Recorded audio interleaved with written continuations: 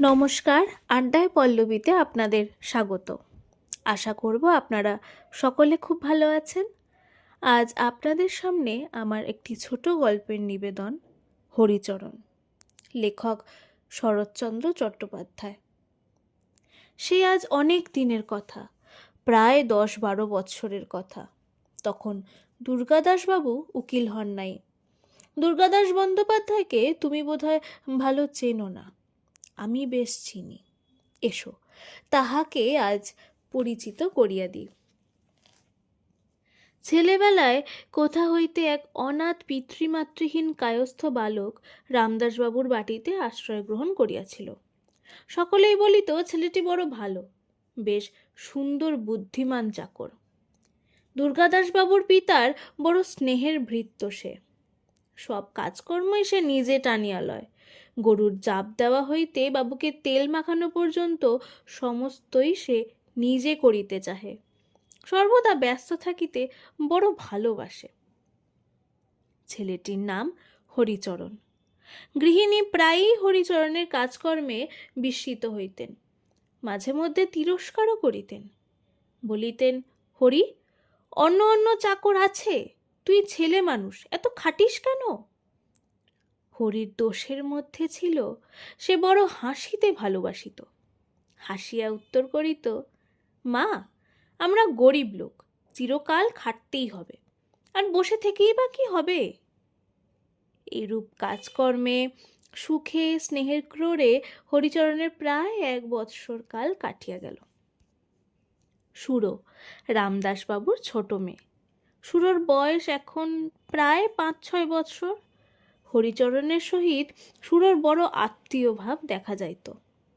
যখন দুগ্ধপানের নিমিত্ত গৃহিণীর সহিত সুরো দ্বন্দ্বযুদ্ধ করিত, যখন মা অনেক অযথা বচসা করিয়াও এই ক্ষুদ্র কন্যাটিকে সমতা আনিতে পারিতেন না, এবং দুগ্ধপানের বিশেষ আবশ্যকতা ও তাহার অভাবে কন্যারত্নের আশু প্রাণবিয়োগের আশঙ্কায় শঙ্কান্বিত হইয়া বিষম ক্রোধে সুরবালার গণ্ডদ্বয় বিশেষ টিপিয়া ধরিয়াও তাহাকে দুধ খাওয়াইতে পারিতেন না, তখনও হরিচরণের কথায় অনেকটাই ফল লাভ হইত।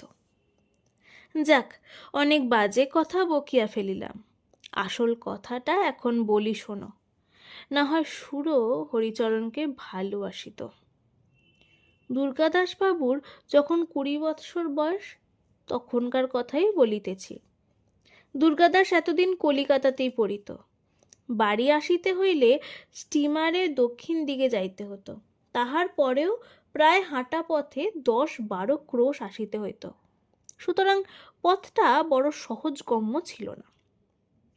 এই জন্যই দুর্গাদাসবাবু বড় একটা বাড়ি যাইতেন না।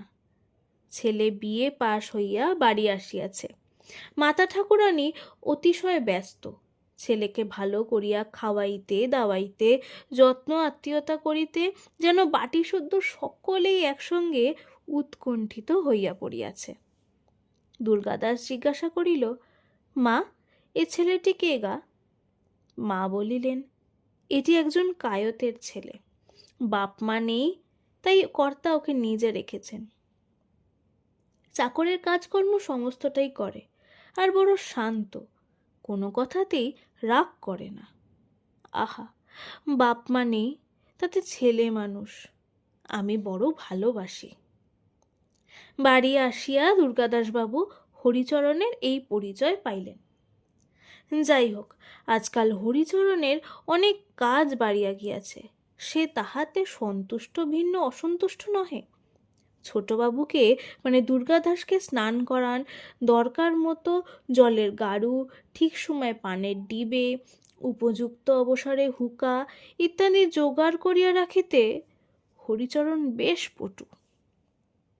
দুর্গাদাসবাবুও প্রায় ভাবেন ছেলেটি বেশ ইন্টেলিজেন্ট।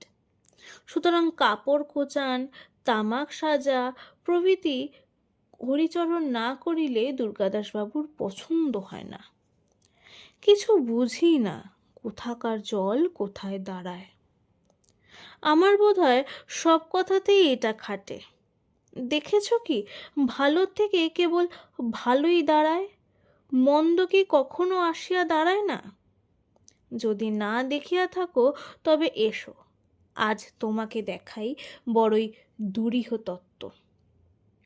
উপরিউক্ত কথা কয়টি সকলে বুঝিতে পারা সম্ভব নয়, প্রয়োজনও নাই, আর আমার ফিলোজফি নিয়ে ডিল করা উদ্দেশ্য নহে।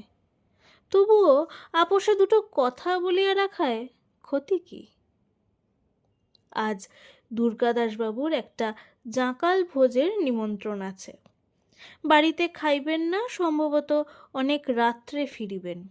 এইসব কারণে হরিচরণকে প্রাত্যহিক কর্ম সারিয়া রাখিয়া শয়ন করিতে বলিয়া গেছেন। এখন হরিচরণের কথা বলি। দুর্গাদাসবাবু বাহিরে বসিবার ঘরেই রাত্রে শয়ন করিতেন। তাহার কারণ অনেকেই অবগত নহে। আমার বোধ হয় গৃহিণী বাপের বাড়িতে থাকায় বাহিরের ঘরে শয়ন করাই তাহার অধিক মনোনীত ছিল। রাত্রে দুর্গাদাসবাবুর শয্যা রচনা করা, তিনি শয়ন করিলে তাহার পদসেবা ইত্যাদি কাজ হরিচরণের ছিল। পরে বাবুর রীতিমতো নিদ্রাকর্ষণ হইলে হরিচরণ পাশের একটি ঘরে শুইতে যাইত। সন্ধ্যার প্রাক্কালেই হরিচরণের মাথা টিপ টিপ করিতে লাগিল। হরিচরণ বুঝিল জ্বর আসিতে আর অধিক বিলম্ব নাই। মাঝে মধ্যে তাহার প্রায়ই জ্বর হইত, সুতরাং এসব লক্ষণ তাহার বিশেষ জানা ছিল। হরিচরণ আর বসিতে পারিল না, ঘরে যাইয়া শুইয়া পড়িল।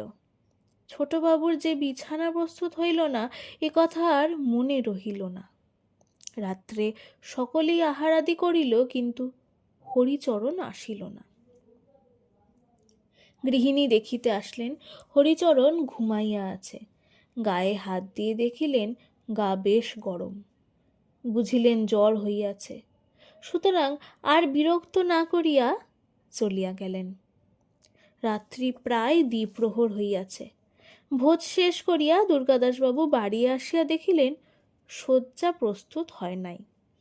একে ঘুমের ঘোর, তাহাতে আবার সমস্ত পথ কি করিয়া বাড়ি যাইয়া চিত হইয়া শুইয়া পড়িবেন, আর হরিচরণ শ্রান্ত পদযুগলকে বিনামা হইতে মুক্ত করিয়া অল্প অল্প টিপিয়া দিতে থাকিবে, এবং সেই সুখে অল্প তন্দ্রার ঝোঁকে গুড়গুড়ির নল মুখে লইয়া একেবারে প্রভাত হইছে দেখিতে পাইবেন, ইত্যাদি ভাবিতে ভাবিতেই আসিতেছিলেন।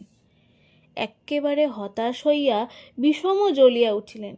মহাক্রুদ্ধ হইয়া দুই চারিবার হরিচরণ হরি হরে ইত্যাদি রবে চিৎকার করিলেন। কিন্তু কোথায় হরি? সে জ্বরের প্রকোপে সংজ্ঞাহীন হইয়া পড়িয়াছে। তখন দুর্গাদাসবাবু ভাবিলেন বেটা ঘুমাইয়াছে। ঘরে গিয়া দেখিলেন বেশ মুড়ি দিয়া শুইয়া আছে। আর সহ্য হইল না। ভয়ানক জোরে হরির চুল ধরিয়া টানিয়া তাহাকে বসাইবার চেষ্টা করিলেন, কিন্তু হরি ঢলিয়া বিছানার উপর পুনর্বার শুইয়া পড়িল। তখন বিষম ক্রুদ্ধ হইয়া দুর্গাদাসবাবু হিতাহিত বিস্মৃত হইলেন। হরির পিঠে সবুট পদাঘাত করিলেন। সে ভীম প্রহারে চৈতন্য লাভ করিয়া উঠিয়া বসিল।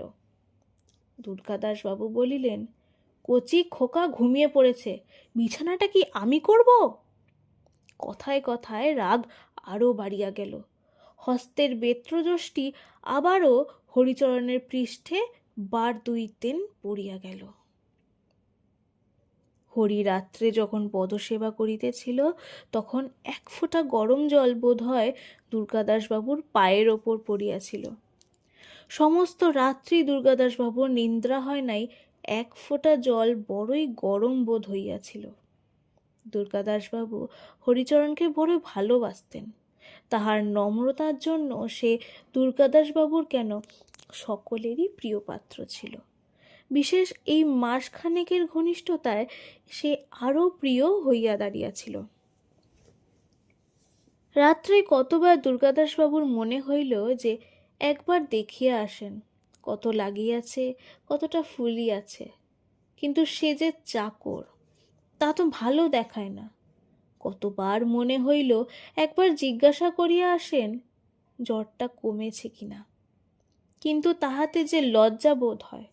সকালবেলায় হরিচরণ মুখ ধুইবার জল আনিয়া দিল, তামাক সাজিয়া দিল। দুর্গাদাসবাবু তখনও যদি বলিতেন, আহা, সে তো বালক মাত্র, তখনও তো তাহার 13 বর্ষ উত্তীর্ণ হইয়া যায় নাই। বালক বলিয়াও যদি একবার কাছে টানিয়া লইয়া দেখিতেন তোমার বেতের আঘাতে কিরূপ রক্ত জমিয়া আছে, তোমার জুতোর কাঠিতে কিরূপ ফুলিয়া উঠিয়াছে, বালককে আর লজ্জা কি? বেলা 9টার সময় কোথা হইতে একখানা টেলিগ্রাম আসিল। তারের সংবাদে দুর্গাদাসবাবুর মনটা কেমন বিচলিত হইয়া উঠিল। খুলিয়া দেখিলেন স্ত্রীর বড় পীড়া। ধরাস করিয়া বুকখানা এক হাত বসিয়া গেল। সেই দিনই তাহাকে কলিকাতায় চলিয়া আসিতে হইল।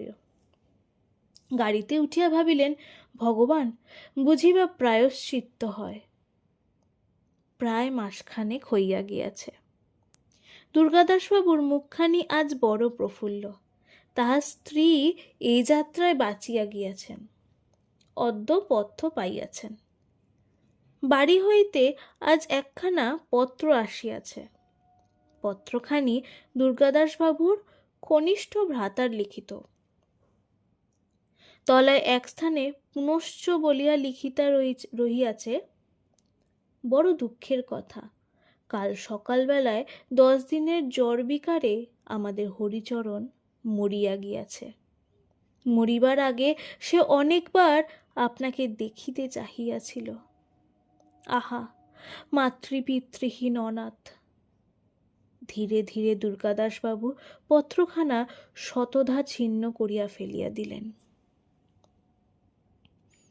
অডিওটি ভালো লেগে থাকলে অবশ্যই এটা সাবস্ক্রাইব করে দিয়ে আমার পাশে থাকবেন এবং কমেন্ট করে জানান এমন আরও গল্প যদি আপনারা শুনতে চান। যে কোনো রকমের ভুল ত্রুটি মার্জনা করবেন। ধন্যবাদ।